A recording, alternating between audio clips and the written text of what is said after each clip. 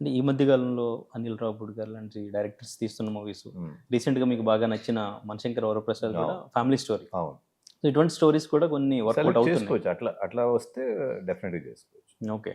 Right. So, కానీ అంటే ఇప్పుడు 'ట్రాన్స్‌ఫర్ త్రిమూర్తులతో' మీ మీ ఫ్యామిలీ స్టార్ ఇమేజ్ కానీ, అప్పట్లో ఒక లవర్ బాయ్ ఇమేజ్ కానీ, హ్మ్. అదంతా బ్రేక్ చేయాలి అనుకున్నారా? లేకపోతే ఎట్లా పిక్ చేశారు క్యారెక్టర్? అట్లా అని గాదు. ఒక హోల్‌సమ్ ఫిల్ము, మంచి కథ, కథనం ఉంటే ఎక్కువ ఆడియన్స్ చూస్తారనే ఉద్దేశం. ఓకే.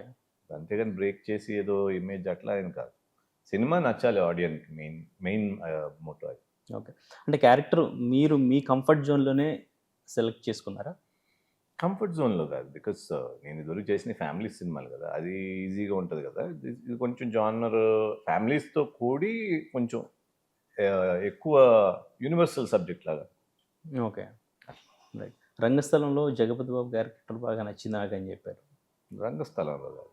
'రంగస్థలం' ఇంతకుముందు 'రామ్ రంగస్థలం చరణ్' కాదు. గాని, 'జగపతి బాబు' ఆహ్, క్యారెక్టర్ గాని. బాలకృష్ణ గారి సినిమాలో ఓకే. 'సింహ' 'సింహాలో' లెజెండ్ సారీ. లెజెండ్. ఓకే. అంటే అటువంటి క్యారెక్టర్స్ మీకు చేయాలని ఉందా?